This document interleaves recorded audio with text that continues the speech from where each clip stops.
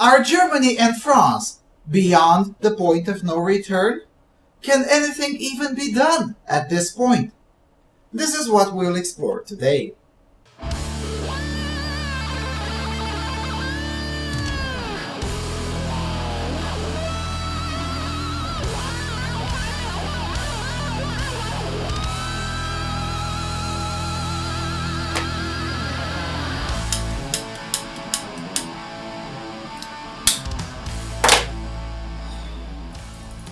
Hello everyone, and welcome to another installment of Freedom Alternative Research and Analysis.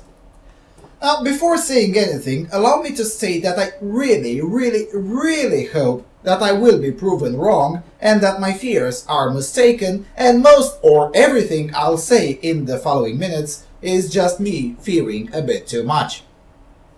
Alright, with that out of the way, let's get down to business. In this talk, I want to present an overview of the state of Germany and France, and then in the third part to try to paint a picture of how their policies will influence the rest of Europe and what, if anything, can be done to prevent a total collapse. I should probably also mention that my characterizations are by no means perfect and open to revisions. I don't purport to be a genius, just a guy who knows how to read. Alright, let's start with Germany. Ever since World War II, Germany has had a history of intentionally making its people obedient to the state, allegedly to offset the Nazi danger, who also tried to make the people obedient to the state. I know it doesn't make any sense, but welcome to Germany. Now, that in and of itself may not be so awful, but the tipping point has been reached this year when the current leader of Germany, Frau Merkel, decided to invite the whole Muslim world into Europe, a decision which is the epitome of half a century of self-loathing as a national policy. When faced with the inevitable consequences of such an idea and the criticism that followed, Frau Merkel doubled down on the rhetoric, stating that Germans have no right to a German identity. This is in addition to simply write off any concerns with regards to the refugee welcome mass dementia, and in addition to displaying public adversity to the German flag. Now, I don't know about you, but this alone would be quite enough to make me pissed off if I were a German. But that's not all. Ever since the so-called refugee crisis commenced, or more appropriately called the invasion crisis, stories have emerged throughout Germany of absolutely appalling treatment from the authorities toward the local German population whenever it dared to express any questioning on whether it is such a sound idea to bring in 1 million Muslims a year. At least 2 upstanding native German citizens have been literally evicted from their homes to make room for diversity. That is, in addition to nationalizing Baroque castles to house diversity in there as well. Once diversity has arrived, violence emerged. Just like everyone predicted, the invaders brought their home conflicts with them into Germany. Germany was at first sneering at Slovakia when the Slovaks said they'll only allow Christians on their soil, as the Germans were asking, "And how will you know which is which?" Well, the German authorities learned quite fast. The Christians were the ones on the receiving end of the beatings and oppression. So the good old state-enforced segregation came in quite handy. But these are just peanuts. In the last 2 months, things have gone from bad to worse in the formerly civilized and relatively free nation of Germany. And it shows no signs of slowing down. Just a few examples so you can understand the level of insanity.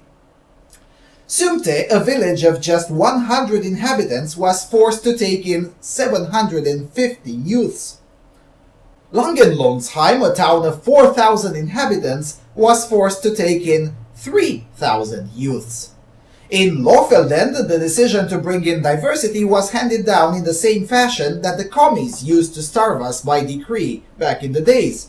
And when the local authorities sensed that the local populace may not be so happy, this is what they were told. Ich bin stolz darauf, dass wir als Regierungsvideo mit der Mannschaft, mit den Ehrenamtlichen hier dazu beitragen. Da danke ich aber auch den Schülern, was ich in der Zeitung gesehen habe, den Lehrern. Ich habe mich immer hier für die Schule mal eingesetzt, dass hier auch in der Schule das weitergeht. Das wird auch Früchte davon, dass wir hier eine tolle Schule haben, dass wir mit Kirchen, die eine Wertevermittlung haben, wo wir sagen, es lohnt sich in unserem Land zu leben. Und da muss man für Werte eintreten und wer diese Werte nicht vertritt, der kann jederzeit dieses Land verlassen, wenn er nicht einverstanden ist. Das ist die Freiheit eines jeden Deutschen. Wir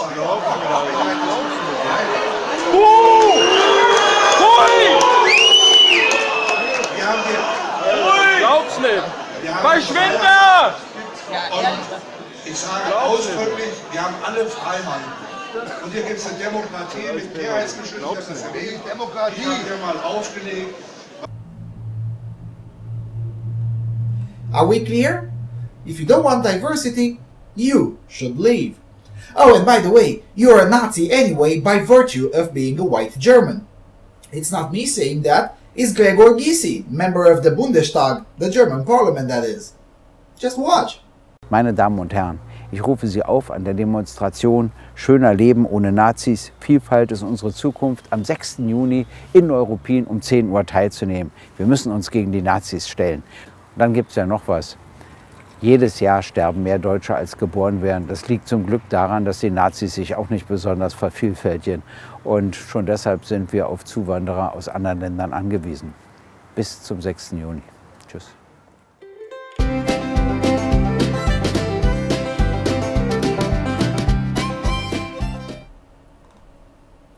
Now, one may say that Gysi is a commie and that Die Linke, his party, is not really so relevant in Bundestag politics.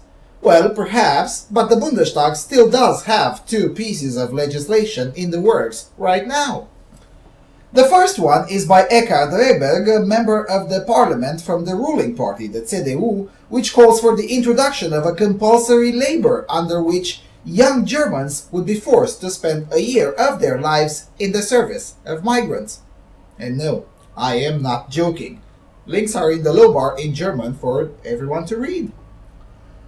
The second progressive legislation in the work has been filed by Michael Müller from the Social Democrats, the SPD.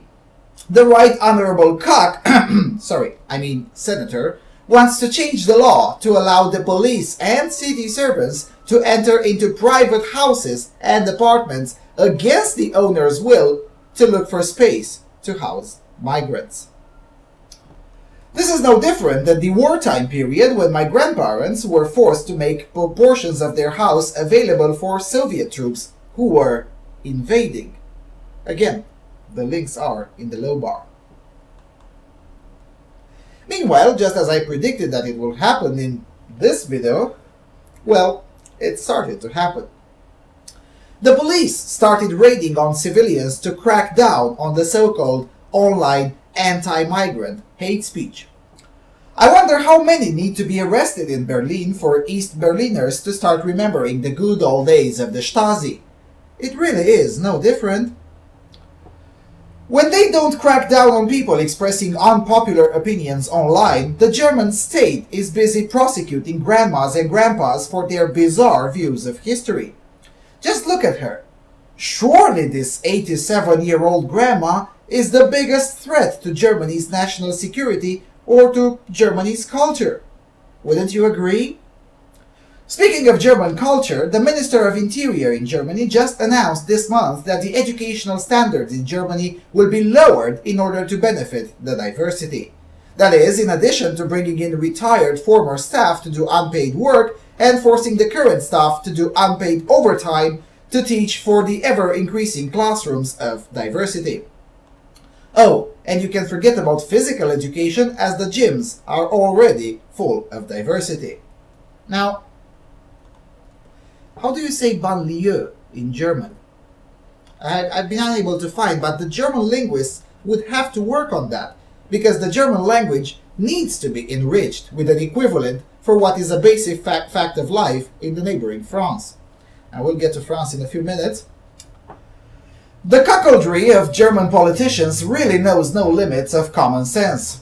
Just when it was being confirmed that at least one attacker in Paris was, in fact, a refugee who also crossed Germany unbothered, the German Defense Minister Ursula von der Leyen was busy explaining to everyone that there are no terrorists amongst the refugees. You see, you're all stupid. Red is black, up is down, freedom is slavery. Trust us, We're German politicians. We really know what we're doing.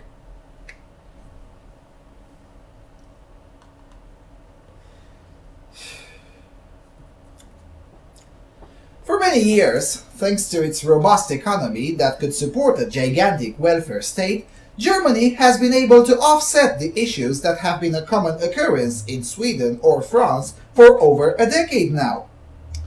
Up until very recently, things like no-go zones or open riots with car burnings were largely unheard of, and the passive political correctness was easily avoided at the level of the common man. But that was before importing diversity with hundreds of thousands in one fell swoop. Now, some may say that Germany imported large amounts of people in the past as well, such as the so-called temporary workers imported from Turkey. And that is true, but you see, not all people are equal, and as such, not all immigrants are the same.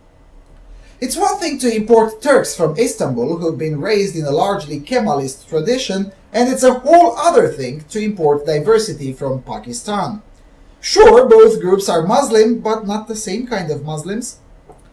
The believers that this migration wave is of genuine refugees like to point out that Germany did receive refugees in the past as well, pointing out to the Kosovars or the Bosnians in the 1990s.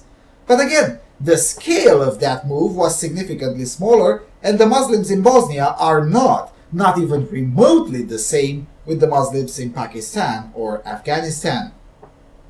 I explained this in great detail in the last part of this video, so I won't go again into that. What's going on now in Germany in terms of both scale and the authorities' way of dealing with it is completely unprecedented in Germany's history.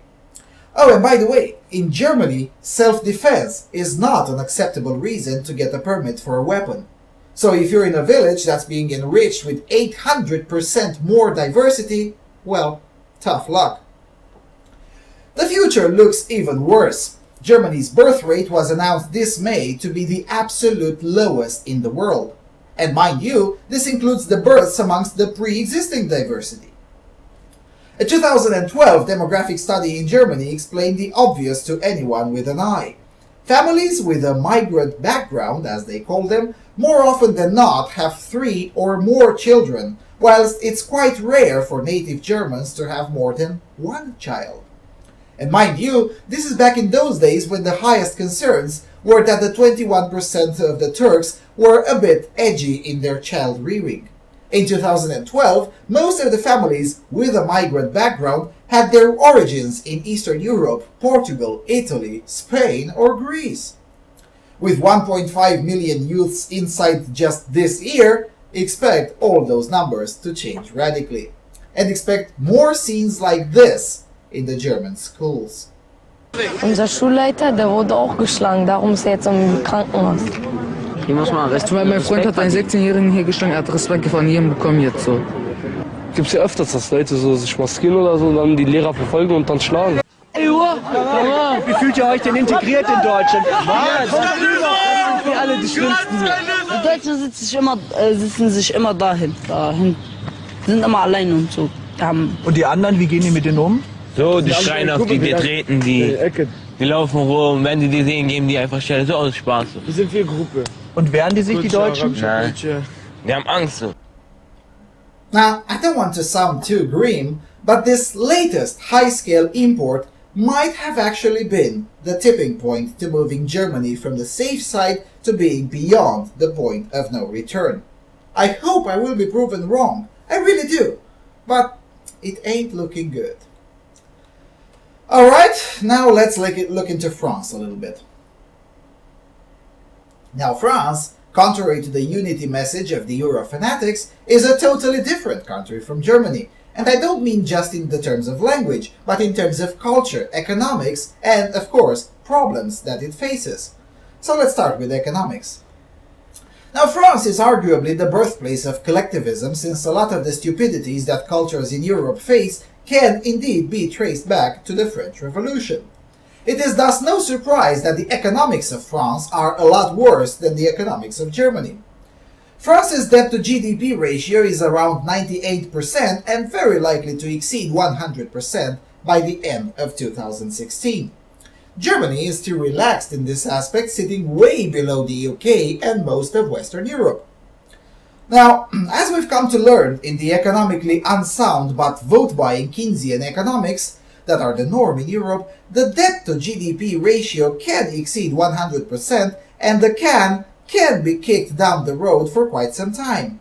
And, if you're lucky, you may not even have to answer for that if the rest of the economy grows fast enough to pick up the tab for the chronic waste of the socialist governments. But here's the catch. France most definitely will not be amongst the lucky ones.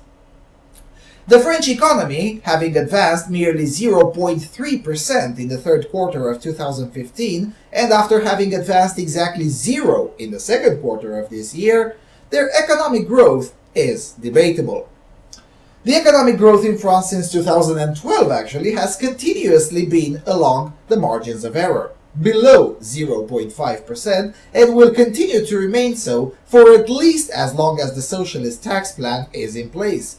And I say at least because I think the situation will continue long after the 2017 year when François Hollande will likely lose re-election. That is, if he's foolish enough to even run for re-election. Now, as I explained in this video, there has been a tremendous amount of economic migration in France, but not the nice kind of economic migration. The most productive members of the French society have moved away from France and have been replaced with more of the Maghrebis, Moroccans, and other diversity, which largely moves into one of the many banlieues that France has. For those of you who are new to the channel, the banlieues are essentially suburbs where French law and culture doesn't apply. You see, even if the next administration will be one that makes more sense on economics, the likelihood of convincing the native Frenchmen to come back is minuscule. The investors' trust in France has been severely damaged, and trust is a very valuable commodity on the financial markets. With high households paying income tax in the 120% and no, I'm not exaggerating at all, good luck convincing any sane person to invest a penny into France.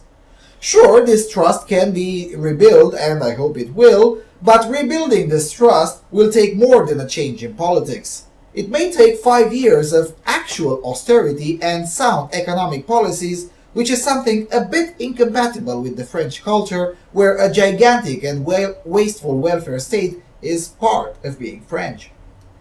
Now, whenever I'm saying this, critics usually jump to say that the level of foreign investment has actually increased in France. Well, nominally it did, but when you net things out, namely to evaluate the actual gains in the economy due to those investments, things look quite bleak. Think of the Taj Mahal versus the Arc de Triomphe in Paris. Sure, l'Arc de Triomphe is big, but the Taj Mahal is huge. That's the difference between foreign investments in France versus most of Europe, including Eastern Europe. But enough with economics. Let's go to the culture. After the Charlie Hebdo attacks in January, the cathedral media in English spent quite some time denying that such thing as no-go zones even exist in France. The Guardian, The Atlantic, and the wider far left published, quite coordinated I might say, a series of articles in which the very existence of no-go zones is openly denied. The mayor of Paris boasted about how she will file a lawsuit against Fox News because Fox mentioned the existence of no-go zone. Well, it's been 9 months since she threatened to sue, no lawsuit yet. And one of the reasons no lawsuit will be filed, much less succeed, is that the no-go zones do indeed exist. And they are quite plentiful. They even have an official jargon for them. Zone urbaine sensible, or sensitive urban zones in English. Now, if you go in the English language media, you'll either find denials that les zones urbaines sensibles even exist, or you will find an equally erroneous claim that these zones are called as such because of their low unemployment and whatnot, and they're called such because the government can now afford to pay extra attention to them. Well, the police in France disagrees with both of these assessments, of the English language media, and I disagree after having been myself into one such sensitive urban zone, and it did not come off to me as an area where French law is indeed applied. Le Parisien reported in 2012 that in some towns things have gotten so bad that a town hall acted as imams and refused to allow the marriage between a non-Muslim man and a Muslim woman until the man had converted to Islam. Mind you, this is in the staunch secular Republic of France, where allegedly laïcité is the norm. Did you hear that, my dear edgy atheists? According to Le Parisien, in such situations, many men do prefer to declare bullshit conversions in order to avoid further administrative shenanigans. And I don't blame them. You don't want to get into the clutches of the French bureaucracy. In 2014, Le Figaro published an intelligence report that spoke at length about Sharia law being imposed by force of sheer numbers in state secular schools and provided dozens of concrete examples all over the country. While at first the authenticity of the report was denied, later that year the authorities had to acknowledge that it was real because left-wing multicultural journalists actually did for once what they were supposed to do, namely to check the claims against the reality, and the reality turned out actually worse than the report.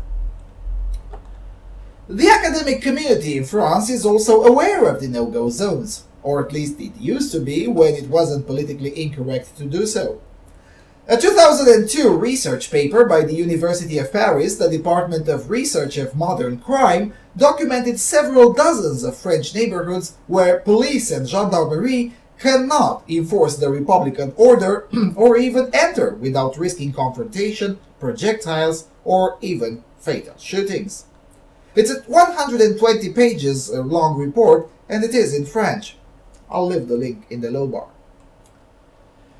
In 2010, the influential globalist think tank Institut Montaigne, which can in no way be suspected of harboring right-wing or nationalist sympathies, decided to investigate in great detail the situation of these sensitive zones.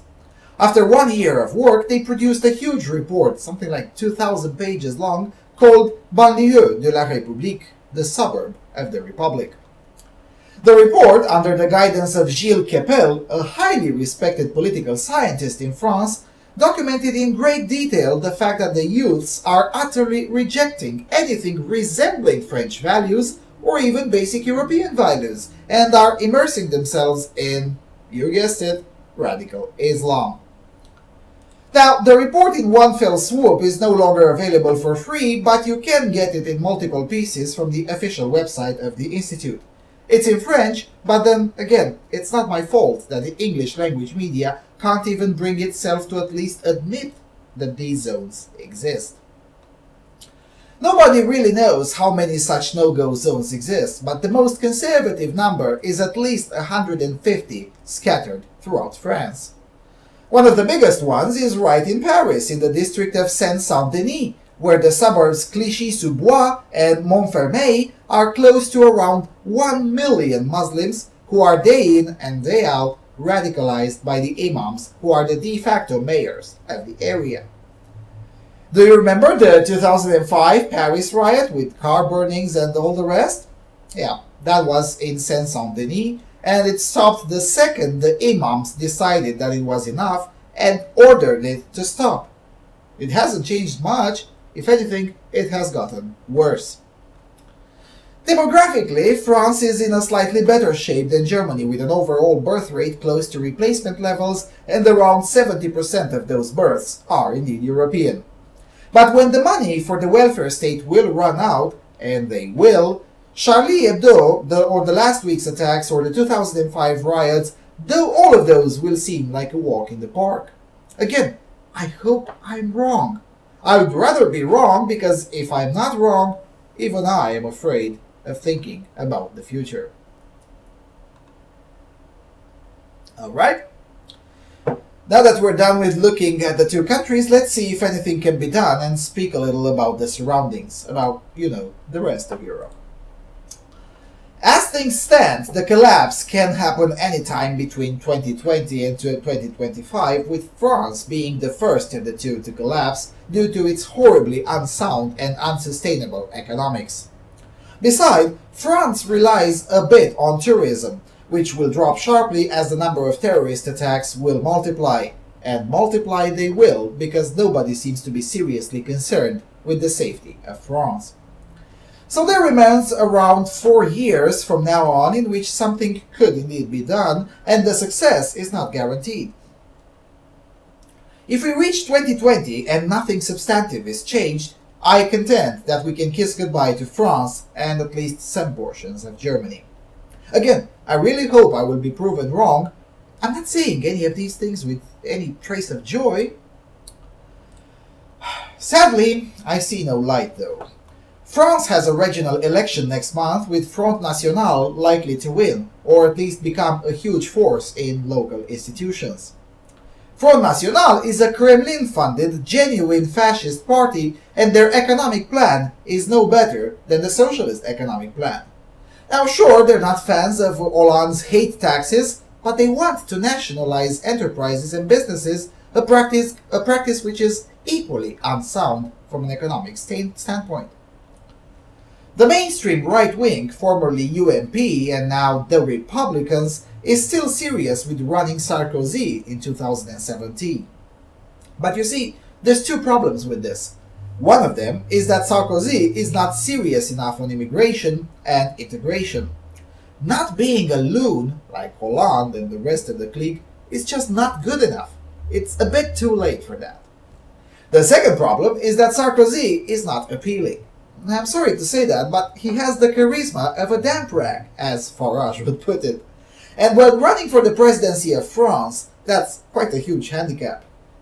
Polls have been showing consistently that the French people do not want a Hollande-Sarkozy final battle because they deem both as undesirable.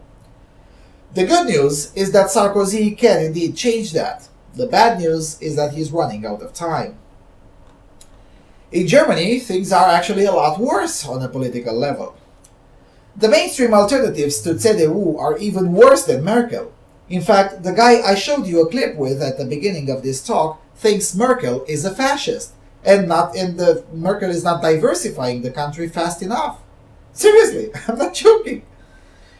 From the more alternative political parties, none of them come off as convincing to any sane person. The pool of alternative political parties is pretty much like this. There's the real Nazis, the NDP. Then there is AfD, which are quite loony, but at least they're not fascists and have a healthy dose of Euroscepticism. And then there's FDP, which is pro-open borders and more recently also pro-feminism and pro-other illnesses of modernity. None of these have any genuine chance of winning the power in Germany, but I don't know if that's a good thing or a bad thing. In politics, we're supposed to pick the one that sucks the least. But in Germany, I cannot determine which one sucks the least. The only hope is for the wing of the CDU that is critical of Merkel and Merkel's policies to win over the rest of the party and put in a more sane chancellor. At least this scenario is a lot more likely to happen than the AfD to win the elections. But even if the sane wing of the CDU wins, and even if Sarkozy somehow wins and becomes more serious, that's still no guarantee. Because, you see, people imagine collapse like a violent uprising where all the institutions become obsolete and whatnot, pretty much like my country had when communism was overthrown via violent means. But collapse doesn't always have to be like that. Collapse can also be when the society is entirely apathetic because nobody is willing or allowed to even attempt to fight for their right to exist.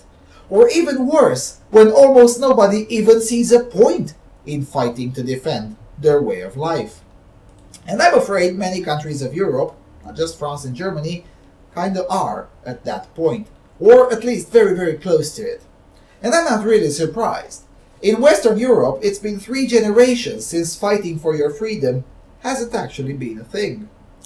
Add to that the constant reassurances that Islam is just 3 or 4 or 10% of the populace, and that those who warn about the rise of authoritarian Islamism are just loons. And slowly, thanks to the servile media and the imaginary progressive consensus, the survival instincts can, and indeed are, in many cases, benumbed.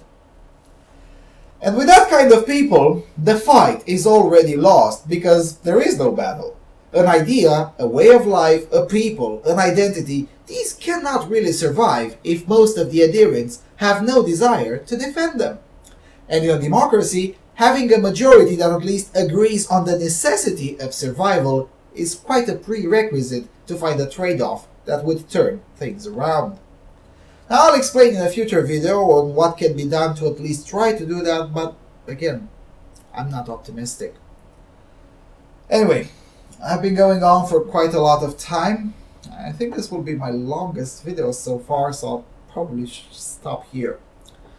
So, what do you guys think? Have I missed something? Am I being too grim or whatnot? And if so, why do you think so? Again, I really hope that I'm going to be proven wrong on this one, so if you have reasons of joy that I somehow missed, please do let me know. Oh, and also do consider throwing in some shekels, because researching this stuff is very time consuming, especially when it involves research in multiple languages and sifting through the tons of nonsense printed by the cathedral media. So yeah, please do consider throwing in some shekels to help me buy more time and do more of this kind of research. And with that being said, thanks a lot for watching, and I'll see you around.